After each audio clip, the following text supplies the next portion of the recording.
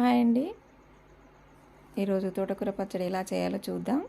ముందుగా ఒక కడాయి పెట్టుకొని అందులో ఒక ఉల్లిగడ్డ సన్నగా తరిగి మంచిగా ఫ్రై చేసుకోవాలి. అందులోనే ఒక 15 ఎండుమిర్చి, ఒక ఎల్లిపాయ వేసుకొని మంచిగా ఫ్రై చేసుకున్నాక తీసి పక్కకు పెట్టుకోవాలి. అదే కడాయిలో తోటకూర ఒక అరకిలో మంచిగా కడిగి శుభ్రం చేసుకొని మంచిగా రోస్ట్ చేసుకోవాలి.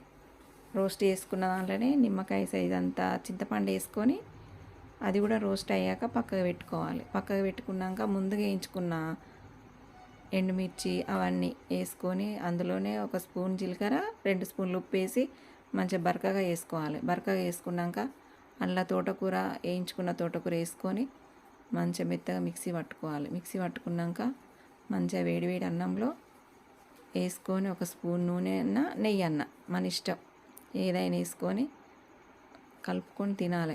బాగుంటుంది, సూపర్ ఉంటుందండి. ఒకసారి ట్రై చేసి చూడండి మీరు కూడా.